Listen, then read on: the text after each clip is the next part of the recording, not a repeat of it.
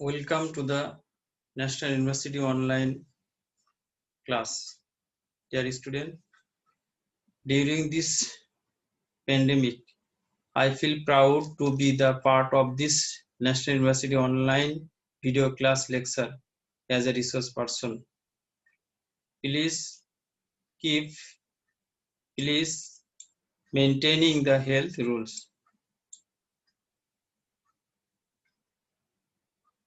আজকে আমরা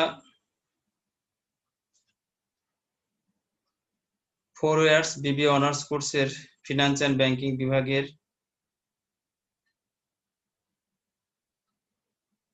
course principles of marketing course code 21-24-05 এর দ্বিতীয় অধ্যায় company and marketing strategy partnering to build customer relationship নিয়ে আমি Mohammad Khaled Hasan, lecturer, Daulatpur college, Daulatpur, Kushtia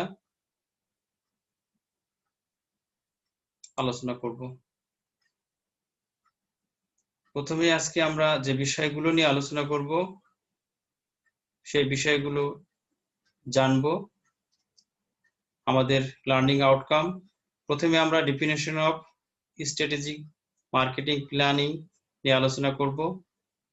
what is marketing strategic, concept of marketing mix, managing the marketing effort, measuring and managing return on marketing investment বিষয়গুলো আমরা পর্যায়ক্রমে আলোচনা করব। তোমরা আমার কথাগুলো মনোযোগ সহকারে শুনবে, প্রয়োজনে খাতায় নোট করে নিবে। প্রথমে আমরা definition of strategic marketing plan নিয়ে আলোচনা করব, অর্থাৎ বাজারজাতকরণের কৌশলগত বাজারজাতকরণ পরিকল্পনা কি সেটা জানব। কৌশলগত বাজারজাতকরণ পরিকল্পনা হচ্ছে এমন একটি প্রক্রিয়া যার মাধ্যমে নির্দিষ্ট উদ্দেশ্য অর্জনের নিমিত্তে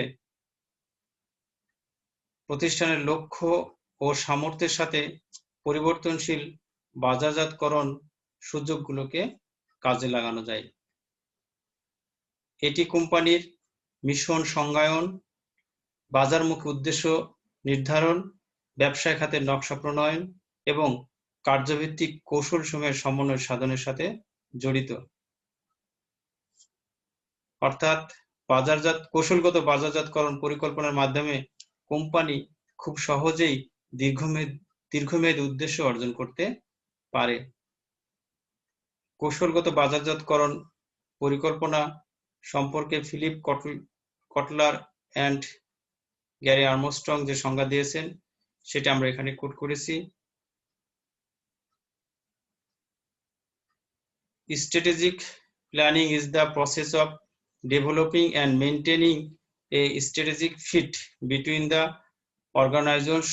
organization's goals and capabilities and its changing market opportunities।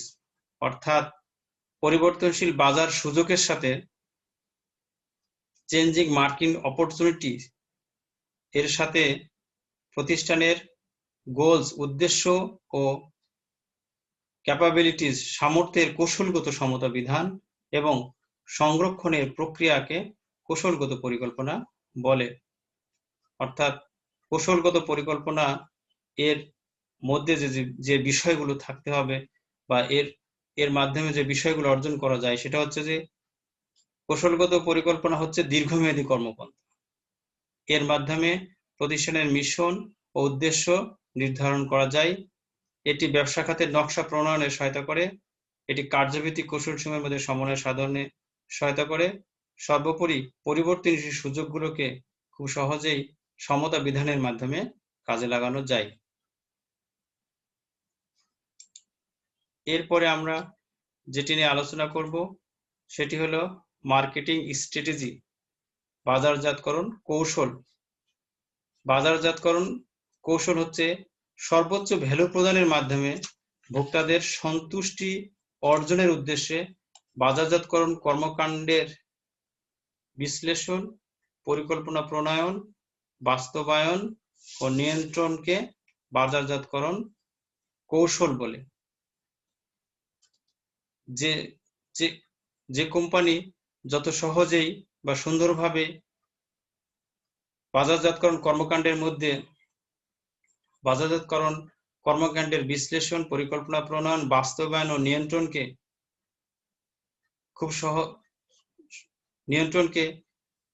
খুব সহজেই বাস্তবে প্রয়োগ করতে পারে এবং সমন্বয় সাধন করতে পারে, সেই প্রতিষ্ঠান তার উদ্দেশ্য খুব সহজেই অর্জন করতে পারবে।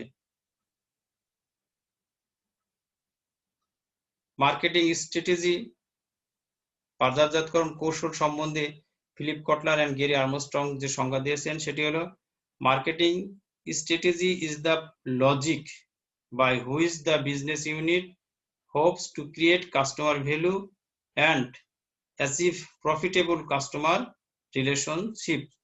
অর্থাৎ বাজারজাতকরণ কৌশল হচ্ছে বাজারজাতকরণ যুক্তি বা দর্শন, যার মাধ্যমে বিজনেস ইউনিট ক্রেতা ভ্যালু সৃষ্টি এবং লাভজনক ক্রেতা সম্পর্ক অর্জনে আশা করে। অর্থাৎ প্রতিষ্ঠানের প্রত্যাশা বা আশা হচ্ছে যে বাজারজাতকরণ এর যে কর্মকাণ্ড, এই কর্মকাণ্ড বা এর যে বাজারজাতকরণের যে বিশ্লেষণ, পরিকল্পনা প্রণয়ন, বাস্তবায়ন, নিয়ন্ত্রণ, এই বিষয়গুলোকে এমনভাবে সমন্বয় সাধন করতে হবে যাতে করে খুব সহজে ক্রেতা ভ্যালু সৃষ্টি করা যায় এবং প্রতিষ্ঠান ক্রেতার সন্তুষ্টি অর্জনের মাধ্যমে খুব সহজেই মুনাফা অর্জন করতে পারে। উপরের সংজ্ঞা দুটি বিশ্লেষণ করলে আমরা মার্কেটিং স্ট্র্যাটেজির কিছু বৈশিষ্ট্য দেখতে পাই। সেটা হলো যে বাজারজাতকরণ কৌশল হচ্ছে বাজারজাতকরণের কর্মপন্থা। এর মাধ্যমে ভোক্তাদের জন্য সর্বোচ্চ ভ্যালু সৃষ্টি করা যায় এবং লাভজনক ক্রেতা সম্পর্ক গড়ে তোলা যায়। সেই সাথে প্রতিযোগিতামূলক বাজারজাতকরণ পরিবেশে টিকে থাকতেও সাহায্য করে। অর্থাৎ ভোক্তাদের সর্বস্ব সন্তুষ্টি বিধানের মাধ্যমে বাজারজাতকরণ উদ্দেশ্য অর্জনের লক্ষ্যে যে সকল কর্মপন্থা গ্রহণ করা হয় তাকে বাজারজাতকরণ কৌশল বলে। আমরা বাজারজাতকরণ কৌশল সম্বন্ধে জানার পর বাজারজাতকরণ কৌশল কিভাবে আরো বেশি উন্নয়ন করা যায় সেই বিষয়টি নিয়ে আমরা এখন আলোচনা করব। বাজারজাতকরণ কৌশল যত বেশি উন্নয়ন করতে পারবে একটা কোম্পানি তার সীমিত সম্পদ দিয়ে তত বেশি মুনাফা অর্জন করতে পারবে। কারণ প্রত্যেকটা প্রতিষ্ঠানের সম্পদের পরিমাণ হচ্ছে সীমিত, আর এই সীমাবদ্ধতার কারণে কোনো বাজারজাতকারীর পক্ষে সকল ক্রেতাদের সেবা প্রদান করা সম্ভব নয়। তাই বাজারজাতকারীকে বাজার বিভক্তিকরণের মাধ্যমে এক বা একাধিক বাজার অংশ নির্বাচন করতে হবে এবং নিজের অর্পণকে প্রতিযোগীদের অর্পণ থেকে পৃথকভাবে উপস্থাপন করে ক্রেতাদের মনে অবস্থান গ্রহণের জন্য ভোক্তামুখী বাজারজাতকরণ কৌশলের উন্নয়ন করতে হবে। আমরা একটা চিত্র দেখতে পাচ্ছি, সেখানে ভোক্তামুখী বাজারজাতকরণ কৌশল উন্নয়নের সাথে জড়িত উপাদানগুলো দেখানো হয়েছে। উপাদানগুলোর মধ্যে যেটা আছে সেটা হচ্ছে, প্রথমে যে সার্কেলের মাঝখানে যেটা আছে সেটা হচ্ছে ক্রেতা ভ্যালু ও সম্পর্ক, অর্থাৎ শক্তিশালী ক্রেতা ভ্যালু সম্পর্ক তৈরি করতে হবে। এটি করতে গেলে প্রথমে যে কাজটি করতে হবে যে সমগ্র যে বাজার আছে সেই বাজারের বিভিন্ন বৈশিষ্ট্যের ভিত্তিতে মার্কেট সেগমেন্টেশন করতে হবে, এক বা একাধিক বাজারে ভাগ করতে হবে। ভাগ করার পরে বাজারের আকর্ষণীয়তার ভিত্তিতে বা আকর্ষণীয়তা মূল্যায়ন করে এক বা একাধিক বাজার নির্বাচন করতে হবে, যাকে আমরা বলছি মার্কেট টার্গেটিং করার পরে যে কাজটি করতে হবে সেটা হলো প্রত্যেকটি বাজারে প্রতিযোগী আছে, প্রত্যেকটি কোম্পানির সমজাতীয় পণ্য আছে। সেক্ষেত্রে আমার পণ্যটি প্রতিযোগীদের পণ্য থেকে কিভাবে আলাদা করে উপস্থাপন করা যায় সেটাকে আমরা বলছিল ডিফারেন্টিয়েশন। অর্থাৎ ডিফারেন্টিয়েশন হচ্ছে এমন একটি কৌশল যার মাধ্যমে অর্থপূর্ণ ও মূল্যবান বৈশিষ্ট্যের ভিত্তিতে কোম্পানি নিজের অর্পণকে প্রতিযোগিতার অর্পণ থেকে পৃথকভাবে উপস্থাপন করে। আর এই পৃথকভাবে উপস্থাপন করার কারণেই ভোক্তারা প্রতিযোগীদের পণ্যের তুলনায় ক্রেতার মনে নিজের পণ্যের গুণগত বৈশিষ্ট্য ভাবমূর্তি দ্বারা স্থান করে নেয়াকে মার্কেট পজিশনিং বলে। অর্থাৎ মার্কেট সেগমেন্টেশন করতে হবে, মার্কেট টার্গেটিং করতে হবে এবং পণ্যের ডিফারেন্টিয়েশন করতে হবে। মার্কেটে আমার পণ্যটি বা বাজার কোম্পানির পণ্যটি অন্য কোম্পানির যে পণ্য আছে তার থেকে আলাদাভাবে উপস্থাপন করতে হবে, যাতে করে খুব সহজেই ভোক্তা বা ক্রেতা ওই পণ্যটি গ্রহণ করে মার্কেটে কোম্পানিকে অবস্থান গ্রহণ করার সুযোগ তৈরি করে দিতে পারে। অর্থাৎ প্রতিযোগীদের পণ্যের তুলনায় কোম্পানির পণ্যটি যদি আকর্ষণীয় হয়, ভালো মনে হয়, তাহলে কোম্পানি বারবার ওই পণ্যটি ক্রয় করবে। এতে করে কোম্পানি বাজারে অবস্থান গ্রহণ করতে পারবে এবং বারবার ক্রয় করার ফলে কোম্পানির মুনাফা বা লাভও বেশি হবে।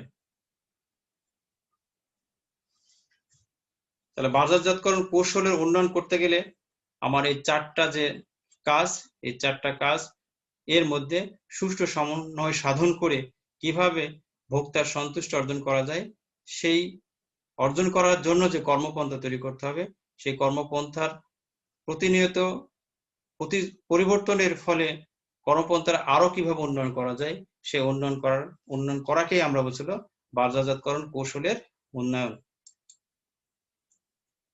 এরপরে আমরা যে জিনিসটা নিয়ে আলোচনা করব সেটা হলো what is mean by marketing mix, অর্থাৎ বাজারজাতকরণ মিশ্রণ বলতে কি বোঝায়।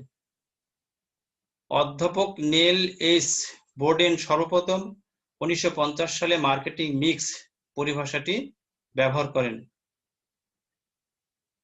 বাজারজাতকরণ মিশ্রণ হচ্ছে ভোক্তা বা ক্রেতার প্রয়োজন ও অভাবের সন্তুষ্টি বিধানের উদ্দেশ্যে এক সেট নিয়ন্ত্রণযোগ্য উপাদানের সমন্বয় সাধন।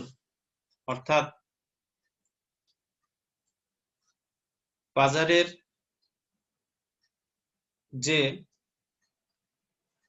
মার্কেটিং মিক্সের যে 4P আছে, অর্থাৎ প্রোডাক্ট, প্রাইস, প্লেস ও প্রমোশন, এই চারটা নিয়ন্ত্রণযোগ্য উপাদানের মধ্যে এমন একটি সমন্বয় সাধন করতে হবে যাতে করে ওই পণ্যটি ভোক্তা বা ক্রেতা ব্যবহার করে সন্তুষ্টি লাভ করতে পারে। মার্কেটিং মিক্স সম্বন্ধে ফিলিপ কটলার যে সংজ্ঞাটি দিয়েছে সেটি হলো marketing mix is the set of controllable tactical marketing tools, product, price, place and promotion that the firm blends to produce the response it wants in the target market। অর্থাৎ target মার্কেটে বা লক্ষ্যস্থিত বাজারে বা অভীষ্ট বাজারে প্রত্যাশিত সাড়া প্রাপ্তির জন্য কোনো ফার্ম বা কোনো প্রতিষ্ঠান পণ্য, মূল্য, বন্টন ও প্রসারের মতো বাজারজাতকরণের নিয়ন্ত্রণযোগ্য চলকসমূহের যে সেট তৈরি করে তাকে বাজারজাতকরণ মিক্স বলে। বাজারজাতকরণ মিক্স এর মাধ্যমে যে কাজটি করা হয় সেটা হলো যে ভোক্তা বা ক্রেতাকে বাজারজাতকরণের কেন্দ্রবিন্দুতে রাখা হয়। অর্থাৎ বাজারজাতকরণ মিক্সের যে উপাদানগুলো আছে, উপাদানগুলোর মধ্যে এমন একটি সমন্বয় সাধন তৈরি করতে হবে যার মাধ্যমে ভোক্তা বা ক্রেতার সন্তুষ্টি বিধান করে প্রতিষ্ঠানটি সর্বাধিক মুনাফা অর্জন করতে পারে বা মুনাফা অর্জনের পথ নিশ্চিত হয়।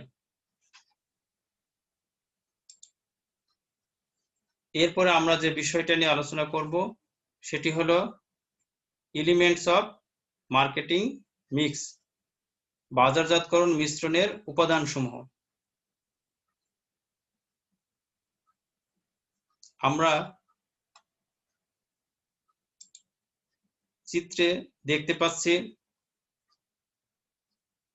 বাজারজাতকরণ মিশ্রণের 4P সম্পর্কে আলোচনা করা হয়েছে। বাজারজাতকরণের মিশ্রণ উপাদান বলতে 4টা P কে বোঝায়। একটা পণ্য, প্রোডাক্ট, প্রাইস মূল্য, প্লেস পরিবেশন ও বন্টন ডিস্ট্রিবিউশন এন্ড প্রসার প্রমোশন। এই উপাদানগুলোর সমন্বয় সাধনের মাধ্যমে অভীষ্ট ক্রেতাদের মাধ্যমে ভ্যালু অর্জন করা যায়।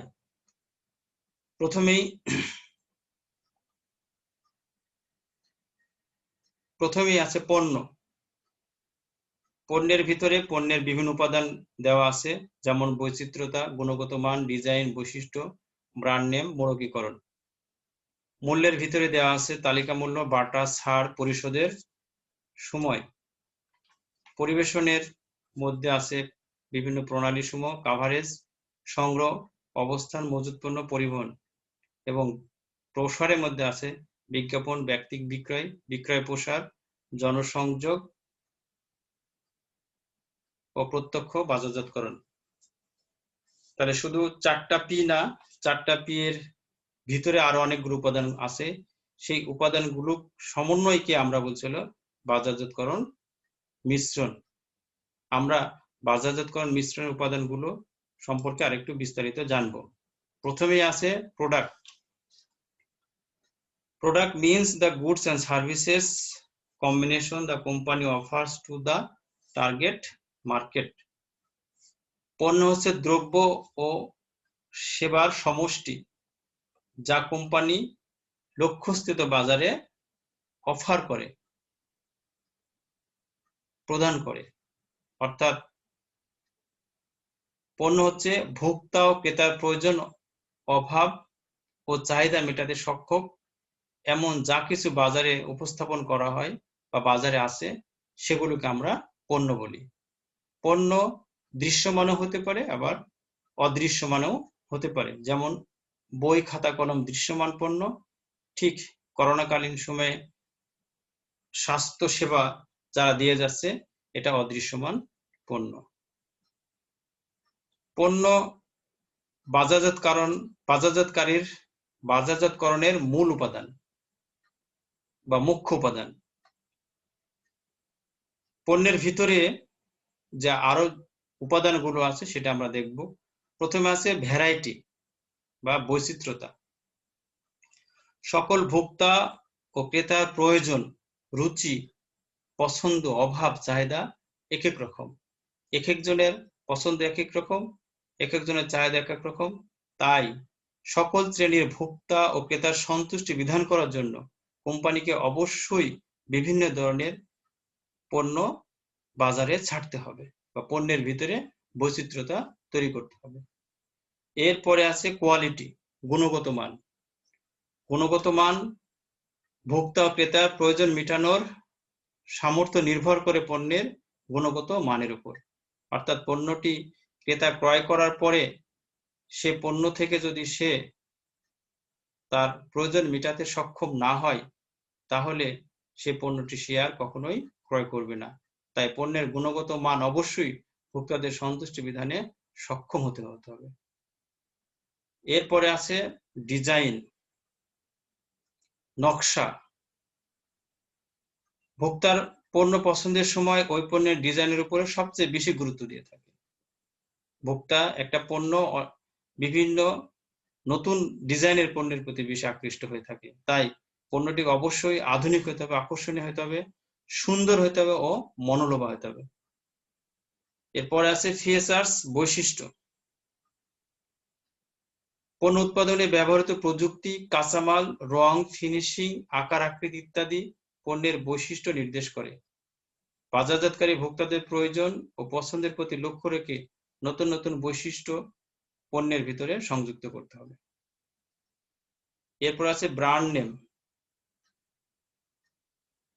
এটি একটি নাম, ব্র্যান্ড নেম। এটি একটি চিহ্ন, একটি প্রতীক অথবা এগুলোর একটি মিশ্রণকে ব্র্যান্ড নেম বলে। ইন্ডিভিজুয়াল একটি প্রতীক ব্র্যান্ড নেম হতে পারে, একটি চিহ্ন হতে পারে, একটি নাম হতে পারে, অথবা তিনটির কম্বিনেশনও হতে পারে। তাই সহজে ব্র্যান্ড নেমটি এমনভাবে নির্ধারণ করতে হবে যাতে সহজ উচ্চারণ করা যায় এবং মনে রাখা যায়। এরপর আছে প্যাকেজিং, মোড়কীকরণ। এটি একটি গুরুত্বপূর্ণ উপাদান পণ্যের, কারণ মোড়কীকরণের মাধ্যমে পণ্যের গুণগত মান রক্ষা করা সম্ভব এবং মোড়কীকরণ ওই পণ্যের বিক্রয় বৃদ্ধিতে সহায়তা করে থাকে। সর্বশেষ আছে সেবা, সার্ভিস। পণ্য বিক্রয়ের সময় শুধু সেবা দিলে হবে না, পণ্যটা বিক্রি হওয়ার পরেও বাসাতে গিয়েও ওই পণ্যের বিভিন্ন ধরনের সেবা বা সার্ভিস দিয়ে আসতে হবে। যেমন পণ্যে যদি গ্যারান্টি থাকে, ওয়ারেন্টি থাকে, বা সেই সুযোগটা, সেই সেবাটা প্রদান করতে হবে। এবং পণ্যের যদি উচ্চ মূল্য হয়ে থাকে তাহলে কিস্তিতে মূল্য পরিশোধেরও সুযোগ দিতে হবে। মার্কেটিং মিক্সের দ্বিতীয় উপাদান হলো প্রাইস, মূল্য। Price is the amount of money customer must pay to obtain the product. অর্থাৎ পণ্য গ্রহণের জন্য যে পরিমাণ অর্থ প্রদান করতে হয় তাকে মূল্য বলে। অর্থাৎ কোনো পণ্য ক্রয় করার জন্য ভোক্তা বা ক্রেতাকে যে পরিমাণ অর্থ প্রদান করতে হয় তাকে মূল্য বলে। যেমন বাজারে গিয়ে যদি আমি একটি বই ক্রয় করি, বইটির মূল্য যদি হয় 200 টাকা, তাহলে এখানে বইয়ের মূল্য হচ্ছে 200 টাকা। অর্থাৎ আমি বইটা গ্রহণ করার জন্য আমি ওই বই ব্যবসায়িককে যে টাকাটা প্রদান করলাম সেটাই হলো মূল্য। নিম্নে মূল্যের কয়েকটি গুরুত্বপূর্ণ উপাদান আমরা আলোচনা করব। প্রথমে আছে হলো লিস্ট প্রাইস। এটি একটি গুরুত্বপূর্ণ ব্যাপার, তালিকা মূল্য। কারণ তালিকা মূল্য ভোক্তা ক্রেতাকে পণ্য সম্পর্কে আগে থেকেই ধারণা দিয়ে থাকে। বিভিন্ন সমজাতীয় পণ্যের মধ্যে তুলনা করতে তালিকা মূল্য সাহায্য করে ভোক্তাকে। তাই তালিকা মূল্য এমনভাবে নির্ধারণ করতে হবে যাতে মূল্য ভোক্তার ক্রয় ক্ষমতার মধ্যে থাকে, পণ্যের মূল্যটা ভোক্তার ক্রয় ক্ষমতার মধ্যে থাকে এবং ভোক্তা পণ্যের প্রতি আকৃষ্ট হয়। এরপরে আছে ডিসকাউন্ট, বাট্রা। পণ্য বিক্রয়ের সময়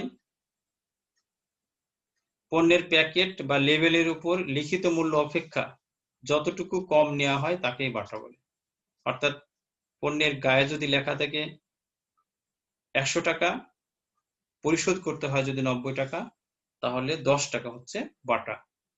নগদ অর্থ পণ্য ক্রয় করে নগদ বাটা পাওয়া যায় এবং এছাড়া একসাথে অধিক পরিমাণ পণ্য ক্রয় করলে বা মন্দা মৌসুমে বা অফ সিজনে পণ্য ক্রয় করলেও বাটা প্রদান করা হয়ে থাকে।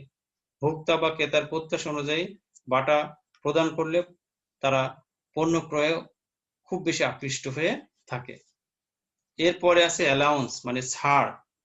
এটা খুব সহজেই আমরা চোখে পড়ে, বিভিন্ন বিজ্ঞাপনে আমরা দেখে থাকি, বিভিন্ন পণ্যের উপরে ছাড় দেওয়া হচ্ছে। সাধারণত এটা করা হয় পণ্যের স্টক ক্লিয়ার করার জন্য। অনেক সময় তালিকা মূল্যের উপর ক্রেতাকে বিশেষ ছাড় প্রদান করা হয়। এই সুবিধা গ্রহণ করা হয় যখন কোম্পানি ছাড় দিয়ে থাকে, তখন সেই সুবিধা গ্রহণ করার জন্য ভোক্তা বা ক্রেতা প্রয়োজনের তুলনায় অধিক বেশি পণ্য ক্রয় করে থাকে। সাধারণত ঈদের সিজনে বিভিন্ন ব্র্যান্ডের গাড়ির, জুতার ছাড় লক্ষ্য করা যায়। এরপরে আছে পেমেন্ট পিরিয়ড, পরিশোধের সময়। অর্থাৎ পণ্য ক্রয়ের সাথে সাথে মূল্য পরিশোধ করতে হবে নাকি ভোক্তা বা ক্রেতা ইচ্ছা করলে কিস্তিতে মূল্য পরিশোধ করতে পারবে, সে বিষয়ে বাজারজাতকারীকে পূর্বে থেকেই সিদ্ধান্ত গ্রহণ করতে হবে। মূল্য পরিশোধের সময় বেশি যদি দিয়ে থাকে কোম্পানি, তাহলে ভোক্তা পণ্য ক্রয়ে বেশি আকৃষ্ট হয়ে থাকে। সাধারণত কিছুটা দামি পণ্যের ক্ষেত্রে ক্রেতা বা ভোক্তাকে কিস্তিতে মূল্য পরিশোধের সুযোগ প্রদান করা হয়ে থাকে। এরপর আছে ক্রেডিট টার্মস। বাকির শর্ত। পণ্য বাকিতে বিক্রয় করা হলে তার জন্য বাকির শর্তাবলী নির্দিষ্ট করতে হবে, যেমন কতদিনের মধ্যে মূল্য পরিশোধ করতে হবে, জামানত দিতে হবে কিনা, আইনগত ব্যবস্থা গ্রহণ করা হবে কিনা ইত্যাদি। বাকির শর্তাবলী সহজ হলে ভোক্তা বা ক্রেতা পণ্য ক্রয়ে অতি বেশি উৎসাহিত হয়ে থাকে। এরপরে আছে প্লেস অর ডিস্ট্রিবিউশন, বন্টন বা পরিবেশন। এটি মার্কেটিং মিক্সের তৃতীয় উপাদান। Place includes company activities that make the product available to target consumer, অর্থাৎ উৎপাদনকারী বা আমদানিকারী কারকের নিকট থেকে পণ্য ভোক্তা বা ক্রেতার নিকট পৌঁছানোকে বন্টন বলে। আর বন্টনের মাধ্যমে পণ্যের স্থানগত উপযোগ সৃষ্টি হয়। বন্টনের কয়েকটি উপাদান আছে। প্রথমে আসলে চ্যানেল।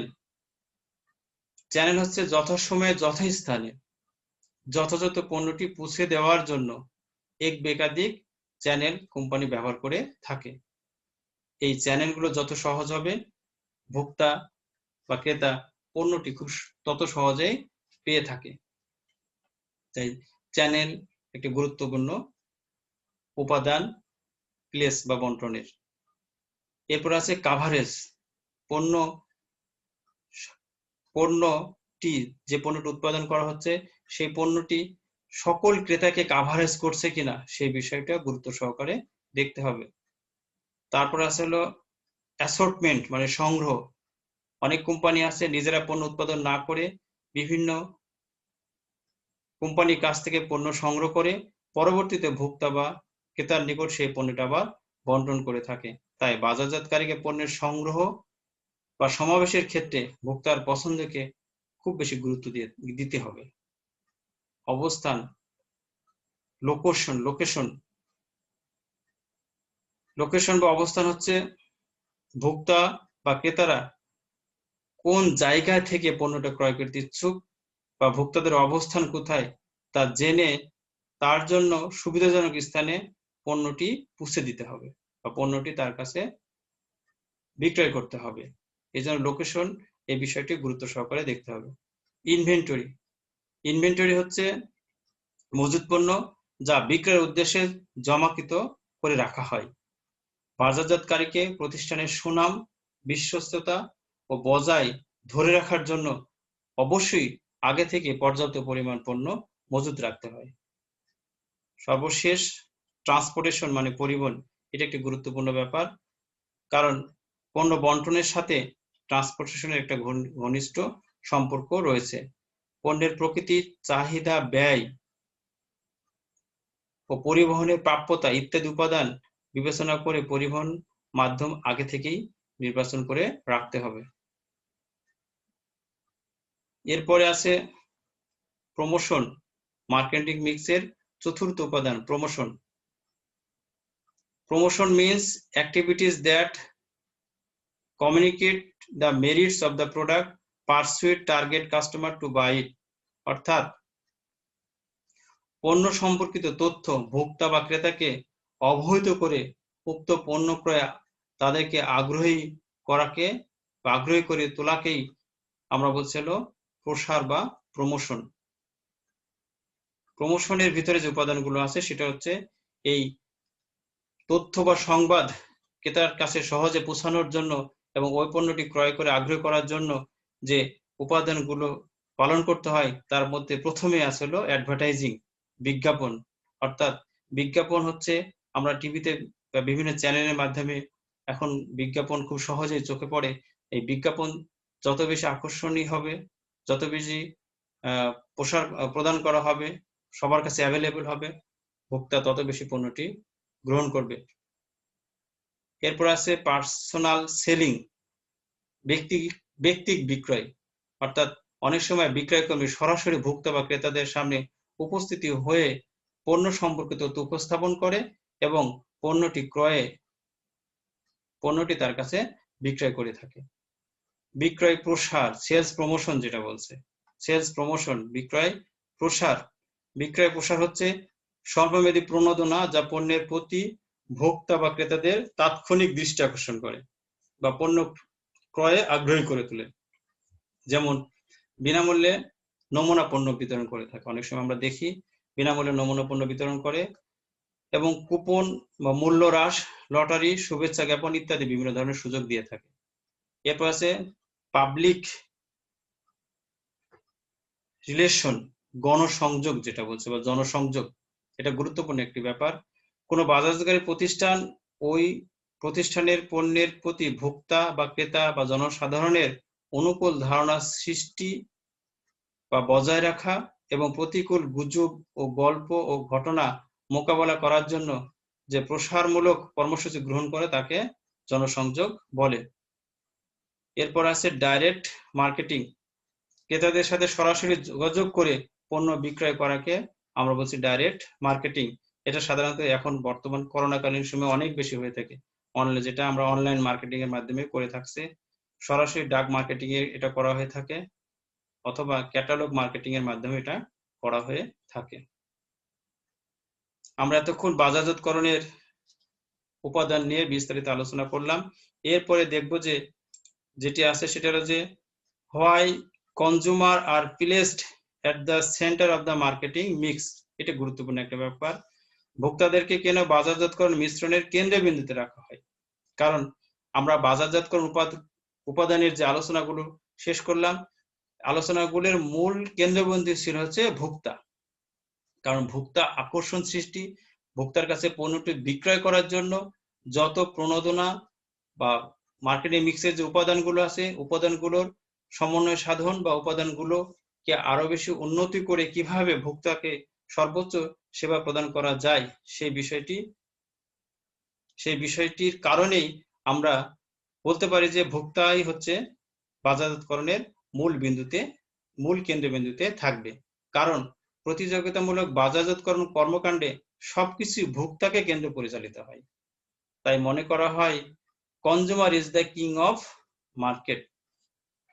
যেটা আমরা চিত্রে দেখতে পাচ্ছি, মাঝখানে আছে ভোক্তা আর চারপাশে আছে হলো বাজারজাতকরণের উপাদান, পণ্য, মূল্য, বন্টন, প্রসার। আর পণ্য, মূল্য, বন্টন ও প্রসারের সবার লক্ষ্যই থাকে হলো কিভাবে ভোক্তার সন্তুষ্টি অর্জন করা যায়। অর্থাৎ সবাই ভোক্তাকে কেন্দ্র করে তাদের কর্মকাণ্ড পরিচালনা করে থাকে। তাই আমরা বলতে পারি যে ভোক্তাকেই কেবল বাজারজাতকরণ মিশ্রণের কেন্দ্রবিন্দুতে রাখতে হবে। এরপরে যেটা নিয়ে আলোচনা করব সেটা হচ্ছে ম্যানেজিং দ্য মার্কেটিং ইফোর্ট, বাজারজাতকরণ প্রচেষ্টা ব্যবস্থাপনা। এটা গুরুত্বপূর্ণ বিষয়, কারণ বাজারজাতকরণ প্রচেষ্টা ব্যবস্থাপনা বলতে বাজারজাতকরণ কর্মকাণ্ডের বিশ্লেষণ, পরিকল্পনা প্রণয়ন, বাস্তবায়ন ও নিয়ন্ত্রণকে বোঝায়। অর্থাৎ যেটা আমরা চিত্রের মাধ্যমে দেখছি যে বাজারজাতকরণ প্রচেষ্টা ব্যবস্থাপনার মূল কাজ হলো চারটা। একটা হচ্ছে মার্কেটিং অ্যানালাইসিস করা, মার্কেটিং প্ল্যানিং করা, মার্কেটিং ইমপ্লিমেন্টেশন করা আর মার্কেটিং কন্ট্রোল করা। প্রথমে যে কাজটি করতে হবে মার্কেটিং প্ল্যানিং করতে হবে, অর্থাৎ পরিকল্পনা প্রণয়ন করতে হবে, পরিকল্পনা গ্রহণ করতে হবে। এবং পরিকল্পনা গ্রহণের মধ্যে যে জিনিসটা থাকবে সেটা হচ্ছে কৌশলগত পরিকল্পনা উন্নয়ন, তারপরে থাকবে বাজারজাতকরণ পরিকল্পনা উন্নয়ন। এটা করার পরে পরিকল্পনা মাফিক কাজটি বাস্তবায়ন করতে হবে। বাস্তবায়ন করার পরে সেটা নিয়ন্ত্রণ করতে হবে। নিয়ন্ত্রণের মধ্যে যে জিনিসটা থাকবে যে ওই কর্মকাণ্ড সম্পাদনের ফলে তার ফলাফলটা কিরকম হচ্ছে সেটা মূল্যায়ন করে যদি কোনো সংশোধন দেওয়ার প্রয়োজন হয়ে থাকে তাহলে আমরা সংশোধন দিব।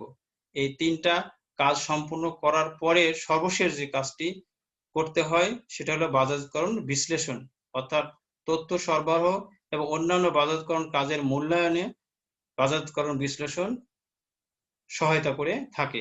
এই চারটা কাজের সুষ্ঠু সমন্বয় সাধনকে আমরা বলছি হলো বাজারজাতকরণ প্রচেষ্টা ব্যবস্থাপনা। সর্বশেষ যে বিষয়টি আমাদের রয়েছে সেটা হলো measuring and managing return on marketing investment, বাজারজাতকরণ বিনিয়োগের উপর রিটার্ন পরিমাপ ও পরিচালনা। এটি গুরুত্বপূর্ণ একটি বিষয়। বাজারজাতকরণ বিনিয়োগের উপর রিটার্ন পরিমাপ ও পরিচালনা বলতে যে জিনিসটা বোঝাচ্ছে সেটি হলো return on marketing investment is the net return from a making investment divided by the cost of the marketing investment। অর্থাৎ মার্কেটিং বিনিয়োগের ক্ষেত্রে, বাজারজাতকরণ বিনিয়োগের ক্ষেত্রে যে খরচটা হয় সেই খরচ থেকে যে নেট ইনকাম হয়, সেই নেট ইনকামকে যদি আমরা মার্কেটিং ইনভেস্টমেন্টের খরচ দিয়ে ভাগ করি তাহলে যে রেজাল্টটা পাই সেটাই হচ্ছে হলো বাজারজাতকরণ বিনিয়োগের উপরে আয়। অর্থাৎ যদি আমার বিনিয়োগ হয় হচ্ছে 100 টাকা, সেখানে নেট ইনকাম যদি 10 টাকা হয় তাহলে 10 টাকাকে যদি আমরা 100 টাকা দিয়ে ভাগ করি তাহলে আমরা যে 10% হয় সেটাকে আমরা বলছি হলো বাজারজাতকরণ বিনিয়োগের উপরে রিটার্ন বা মুনাফা বা আয়, যেটা আমরা চিত্রের মাধ্যমে দেখছি। সেখানে দেওয়া আছে যে বাজারজাতকরণ খরচটাই হচ্ছে হলো বিনিয়োগ। এই বিনিয়োগ করে ক্রেতা ভ্যালু সম্পর্ক সৃষ্টি করা যায় এবং ভোক্তা আকর্ষণ করা যায়, এবং ভোক্তা আকর্ষণ করে ভোক্তাকে আজীবন ব্যাপী ধরে রাখতে হবে। আর আজীবন ব্যাপী ধরে রাখলে কোম্পানি তত বেশি কোম্পানির কাছ থেকে পণ্য ক্রয় করবে, আর কোম্পানির কাছ থেকে যত বেশি পণ্য ক্রয় করবে কোম্পানি তত বেশি ওই ভোক্তার কাছ থেকে মুনাফা অর্জন করবে বা ভ্যালু অর্জন করবে, এতে বেশি কোম্পানির রিটার্নও তত বেশি হবে। আমরা আজ যে বিষয়গুলো আলোচনা করলাম, বিষয়গুলো বাসায় তোমাদের সামনে বিভিন্ন কোম্পানির বা প্রকাশনার বই আছে, সেই বইগুলো দেখবে। সেখানে আমি একটা বুক রেফারেন্স দিয়ে দিছি, সেটাও খেয়াল করবে। আজকে সবাইকে ধন্যবাদ জানিয়ে আমরা আজকের মতো আলোচনা শেষ করলাম। সবাইকে ধন্যবাদ।